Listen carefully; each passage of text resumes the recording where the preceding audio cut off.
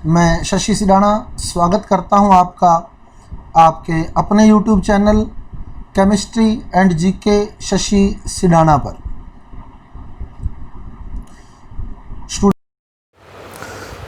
Student, अब जो topic हम डिस्कस करने जा रहे हैं वो है कार्बोक्सिलिक अम्ल की रासायनिक अभिक्रियाएं, रासायनिक गुण। बनाने की विधियां हम लोग डिस्कस कर चुके हैं। कार्बोक्सिलिक अम्ल के रासायनिक गुण कौन कौन सी अभिक्रियाएं इसमें आएंगी? दो प्रकार की हम अभिक्रियाएं हम आज डिस्कस करेंगे। दो प्रकार की अभिक्रियाएं हम अगले पार्ट में डिस्कस करेंगे। कार्बोक्सिलिक एसिड है CH3COOH। जस्ट मैंने एक एग्जांपल लिया है CH3COOH एसिटिक एसिड।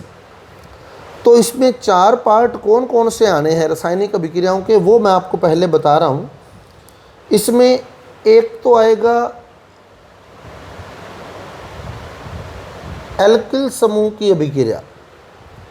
जैसे इसमें एल्किल समूह CH3 है तो एक भाग बनेगा एल्किल समूह की अभिक्रिया, फर्स्ट टाइप की रिएक्शन होगी। दूसरे टाइप की रिएक्शन जो होगी संपूर्ण कार्बोक्सिलिक समूह की अभिक्रिया, सेकंड टाइप की रिएक्शन ये होगी, जिसमें पूरा के पूरा COH पार्टिसिपेट करेगा। ये सेकंड टाइप की रिएक्शन होगी। सेकेंड टाइप की रिएक्शन होगी संपूर्ण कार्बोक्सिलिक समूह की अभिक्रिया। थर्ड पार्ट जो होगा इसका, जिसमें कार्बन और ऑक्सीजन वाला बॉन्ड ब्रेक होता है, थर्ड पार्ट होगा इसका, यानी जिसमें COH बंध टूटता है, ये इसका तीसरा भाग है। और जिसमें O और H के बीच वाला बंध टूटे वो इसका चौथा भाग हो जाएगा। ये चौथा भाग होगा इसका, जिसमें OH बंध टूटता है, O और H के बीच का बंध टूटता है। तो इस प्रकार कार्बोक्सिलिक अम्ल की ये वाला बंध टूटता है, यहाँ C और O वाला बंध टूटता है। तो इस प्रकार कार्बोक्सिलिक अम्ल की अभिक्रियाओं को चार भागों में बांटा गया। उम्मीद करता हूँ आपको बिल्कुल इजी तरीके से समझ आ गई होंगी कि एक तो एल्किल समूह की अभिक्रिया, एक संपूर्ण कार्बोक्सिलिक समूह की अभिक्रिया, एक वे अभिक्रिया जिसमें कार्बन और ऑक्सीजन के बीच का बंध टूटता है, यानी कार्बोक्सिलिक एसिड जो होते हैं वो OH देते हैं, और एक वो अभिक्रिया जिसमें O और H के बीच का बंध टूटता है, यानी ये अभिक्रिया कार्बोक्सिलिक अम्ल की अम्लीय प्रवृत्ति को बताती है, क्योंकि इसमें H निकलेगा तो ये अम्लीय प्रवृत्ति हो जाएगी। अब आज हम इन्हीं दो अभिक्रियाओं को डिस्कस करने वाले हैं। एक तो जिनमें कार्बन और O के बीच का बंध टूटता है, एक जिनमें O और H के बीच का बंध टूटता है। जिनमें कार्बन और O के बीच का बंध टूट रहा है, यानी ये वाली स्थिति उत्पन्न हो रही है, ये अभिक्रियाएं जो होंगी ये वो अभिक्रियाएं होंगी जिनमें सभी में अम्ल व्युत्पन्नों का ही निर्माण होगा।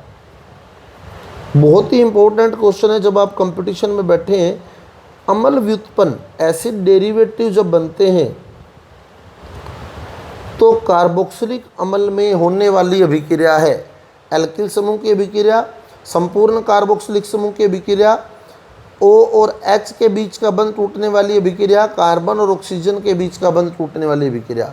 तो जब अम्ल व्युत्पन्न बनते हैं तो कार्बन और ऑक्सीजन के बीच का बंध टूटता है, और इन सारी अभिक्रियाओं में ही कार्बोक्सिलिक अम्ल जो होते हैं वो क्षार की तरह व्यवहार करते हैं, क्योंकि जो OH दे दे वो क्षार हो गया। क्लियर? तो कार्बोक्सिलिक अम्ल इन अभिक्रियाओं में क्षार की तरह व्यवहार करते हैं। अब अम्ल व्युत्पन्न हम पढ़ चुके हैं कि चार प्रकार के हैं। कौन कौन से पहले भी बता चुका हूँ आपको। एक तो अम्ल हैलाइड, एसिड हैलाइड, दूसरा एमाइड, तीसरा एस्टर, अम्ल एस्टर, और चौथा अम्ल एनहाइड्राइड। तो ये चार प्रकार के व्युत्पन्न अम्लों के अम्ल हैलाइड, अम्ल एमाइड, अम्ल एस्टर और अम्ल एनहाइड्राइड, इन चारों का निर्माण जिस अभिक्रिया से होता है उनमें कार्बन और ऑक्सीजन के बीच का बंध ही टूटता है। तो स्टेप बाय स्टेप अपने सब डिस्कस कर रहे हैं। तो पहली अभिक्रिया आती है अम्ल हैलाइड का निर्माण। तो इसमें हम लोग मैंने जनरल ऑर्गेनिक रिएक्शंस का टॉपिक बनाया था, वीडियो बनाया था, उसमें ये सारी डिस्कस की हुई हैं। HCl से अभिक्रिया आएगी इसमें, PCl5 से अभिक्रिया आएगी इसमें, और SOCl2 से अभिक्रिया आएगी इसमें। अल्कोहल में भी पढ़ा था हमने, और इसमें PCl3 वाली अभिक्रिया भी आएगी। तो PCl3, HCl, PCl5, SOCl2 और जनरल ऑर्गेनिक रिएक्शन का जो वीडियो मैंने बनाया है उस वीडियो को देखें तो बहुत सी अभिक्रियाएँ ऐसी हैं जो आपके रिपीट होनी है और बहुत इजी रहेंगी आपके लिए। अब देखिए जैसे एसिटिक अम्ल लिया मैंने CH3COOH प्लस पहली अभिक्रिया उठाई HCl के साथ HCl, तो क्या होगा यहाँ से HOH निकल जाएगा, HOH निकल जाएगा। तो अब आप देख सकते हैं कि यहाँ कार्बन और ऑक्सीजन के बीच का बंध टूट रहा है और बचा क्या CH3COCl एसिटिल क्लोराइड। तो इस प्रकार एसिटिल क्लोराइड का निर्माण हो गया, एसिटिल क्लोराइड बनता है। फिर CH3COOH दूसरा केस, SOCl2 से अभिक्रिया, SOCl2 से अभिक्रिया, थायोनिल क्लोराइड से अभिक्रिया, SOCl2 से अभिक्रिया, थायोनिल क्लोराइड से अभिक्रिया। तो SOCl2 जब भी लेते हैं मैंने आपको बताया हुआ क्या बनेगा, SO2 बनेगा, SO2 बनेगा। तो आप जब SO2 बनाएंगे तो आप देखें ये SO2 बन गया, क्लियर। SO2 बचा क्या, एक तो HCl निकल जाएगा यहाँ से और जो बचा CH3COCl। तो क्या क्या बन गया, एक तो CH3COCl बन गया। ये बताया हुआ है मेरा सारा रिएक्शन, आप लोग जनरल ऑर्गेनिक रिएक्शन का लिंक मैंने जो है डिस्क्रिप्शन बॉक्स में दिया है, तो वहाँ से आप उन रिएक्शन को देखें तो बहुत सी रिएक्शन आपकी पूरी हो जाएंगी अपने आप ही। तो ये CH3COCl प्लस क्या बना, SO2 प्लस क्या बना, HCl, क्लियर। अगला रिएक्शन आता है PCl5। तो PCl5 जब लेते हैं तो क्या बनता है, POCl3। PCl5 जब भी लेंगे तो POCl3 बनेगा ही बनेगा।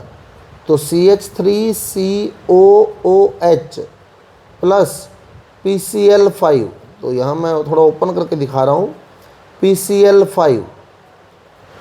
तो POCl3 तो बनना ही बनना है, तो POCl3 तो पहले बाहर कर दें, POCl3, POCl3, क्लियर। क्या बचा, HCl चला गया और CH3COCl बन गया।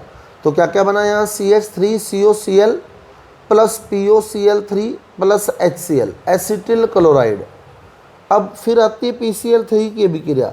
तो PCl3 वाली अभिक्रिया भी मैंने बताई हुई है कि हमेशा PCl3 को किस में बदलना है, POH की थ्राइस में। हालांकि POH की थ्राइस लिखना गलत है, सही H3PO3 है, H3PO3। वो P ब्लॉक में मैं बताऊंगा आपको कि क्या है POH की थ्राइस, H3PO3। POH की थ्राइस तो गलत है लिखना, H3PO3 जो है वो सही है। तो PCl3 कभी भी लेते हैं तो POH की थ्राइस ही माने आप रासायनिक अभिक्रियाओं में, तो क्योंकि इसी से ईजी होगा। तो एसिटिक एसिड की अभिक्रिया यदि मैं PCl3 से करवा दूं तो POH की थ्राइस बनेगा। 3 OH चाहिए तो मेरे को ऐसे 3 अणु लेने पड़ेंगे, क्योंकि अभी तो एक ही OH है मेरे पास, तो ऐसे 3 अणु लेने पड़ेंगे। ये 3 अणु ले लिए मैंने।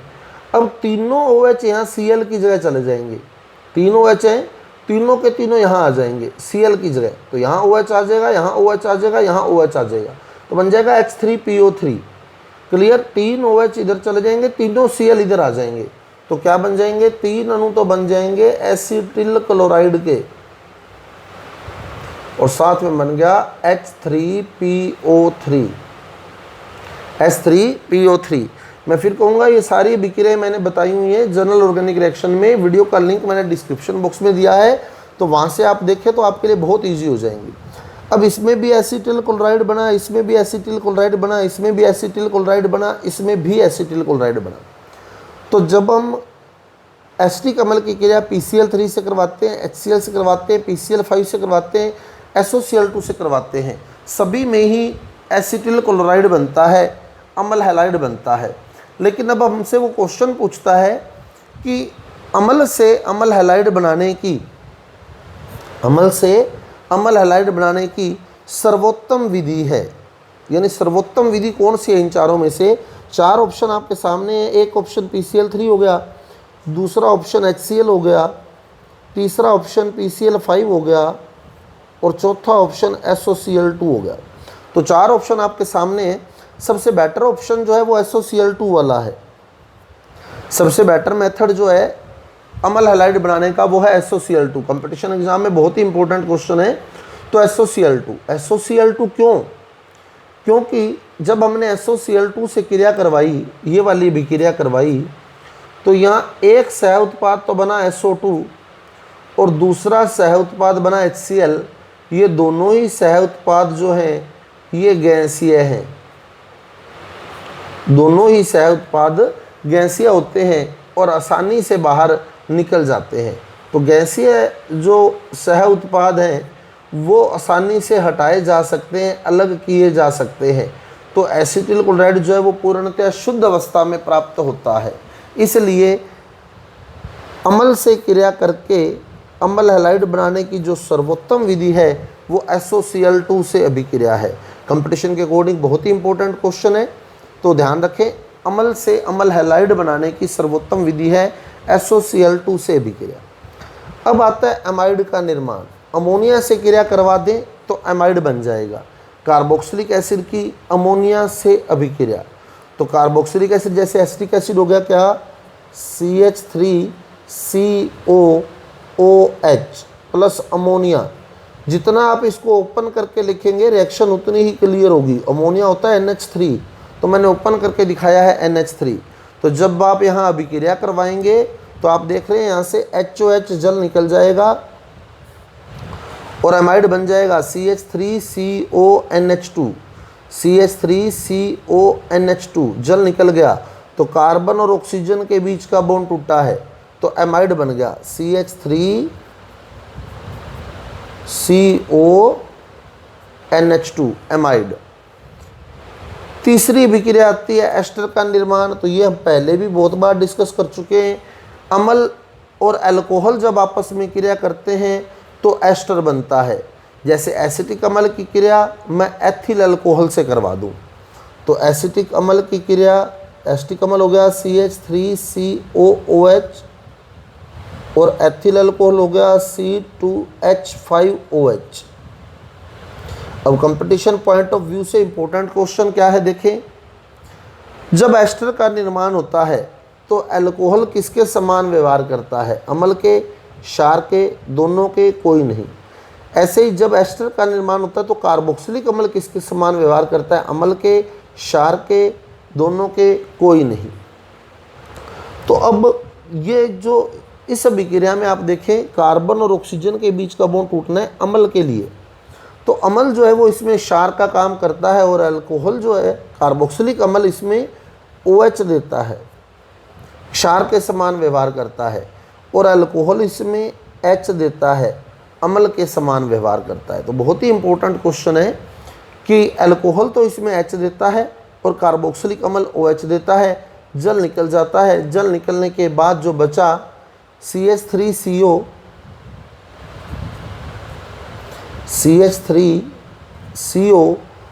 का बॉन्ड खाली, CO के आगे क्या आ गया O के आगे क्या आएगा C2H5, तो CH3COO C2H5 प्लस HOH, तो जल और एस्टर बनते हैं। ये एस्टर बन गया और ये जल बन गया।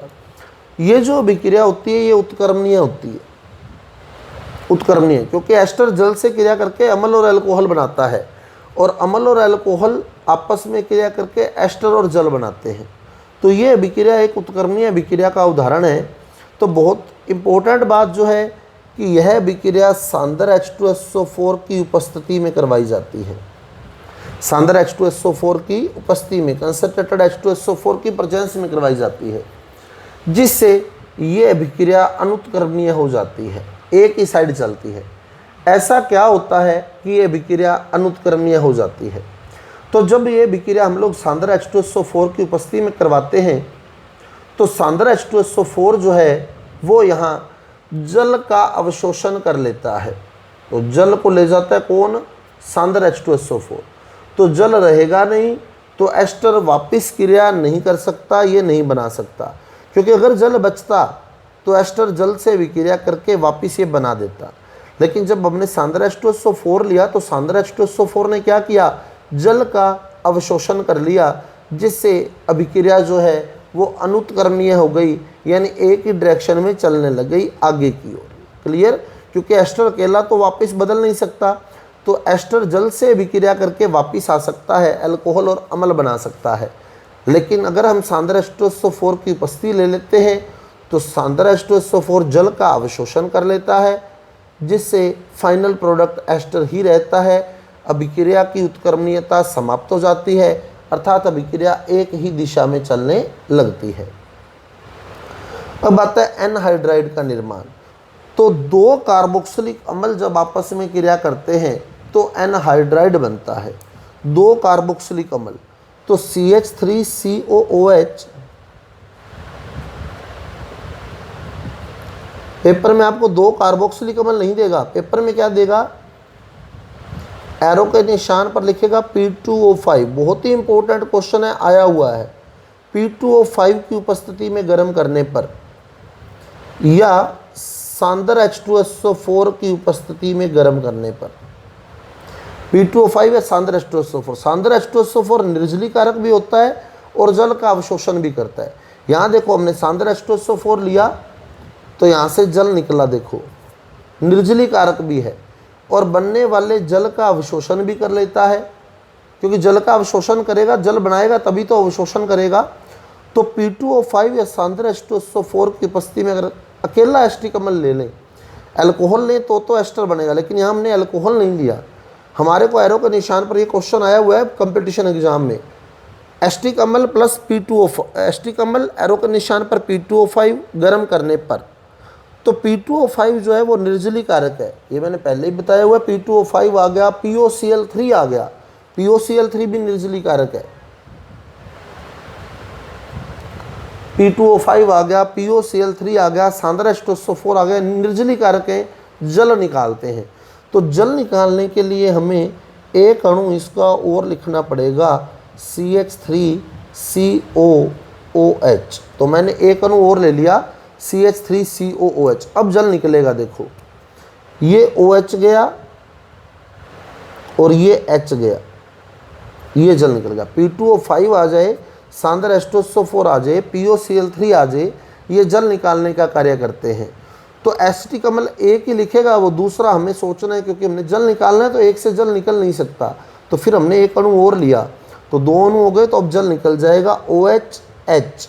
तो ये बना क्या, CH3CO, CO के आगे क्या आएगा, O, O के आगे CO, CO के आगे CH3, तो CH3CO, CO के आगे O, O के आगे CO, CH3, तो CH3CO, CO, CH3 acetic anhydride यहाँ बनता है P2O5 की उपस्थिति में।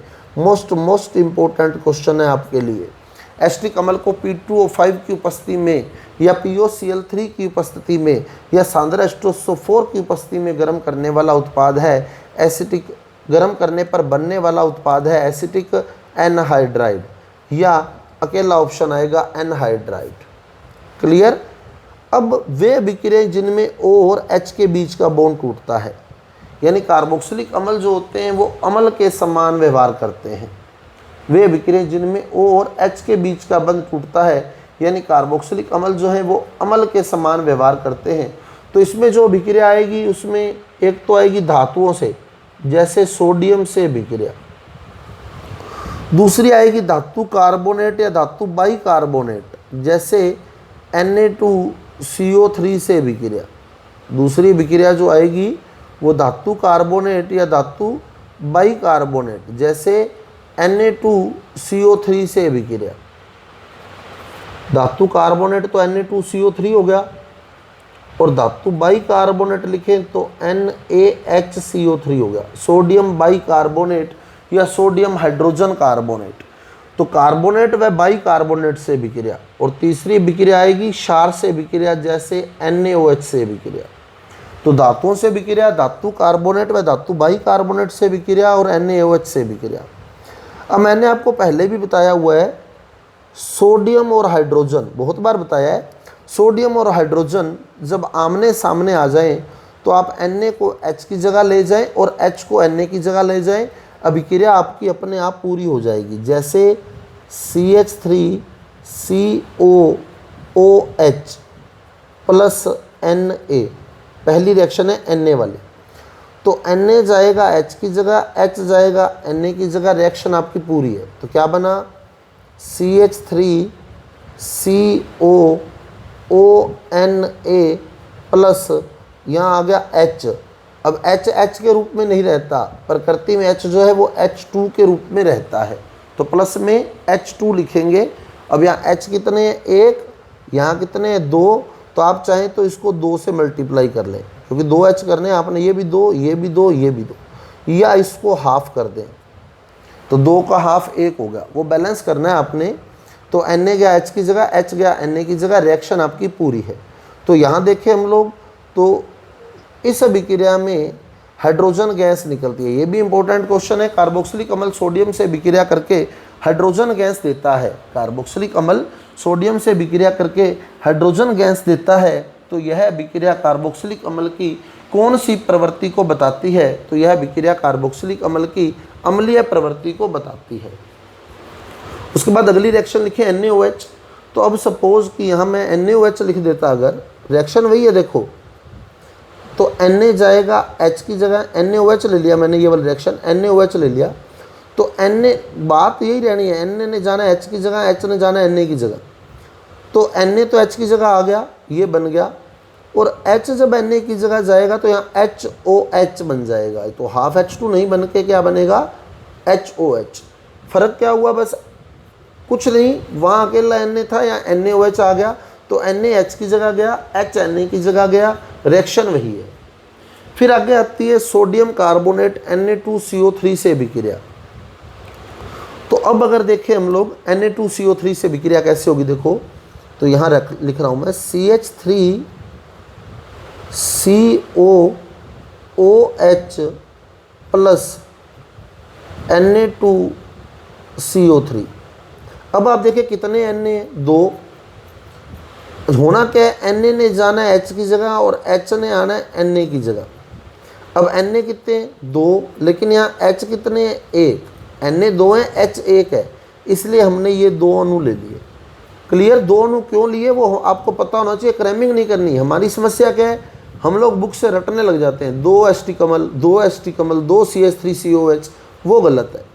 Na ने H की जगह जाना है, H ने Na की जगह जाना है। अब Na 2 है तो कॉमन सी बात है, H भी 2 होने चाहिए, तो H भी 2 ले लिए। अब आप Na को H की जगह ले जाएं, CH3COONA, और H को Na की जगह ले आएँ, H2CO3।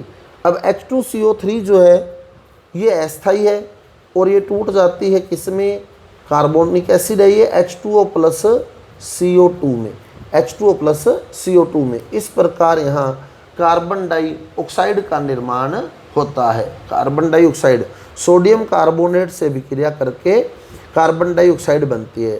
तो इम्पोर्टेंट क्वेश्चन है, कार्बोक्सिलिक अम्ल सोडियम कार्बोनेट से क्रिया करके कार्बन डाइऑक्साइड गैस देते हैं।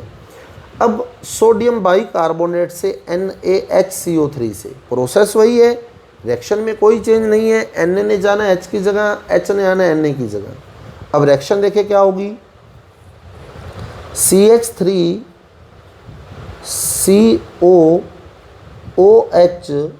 Plus NaHCO3,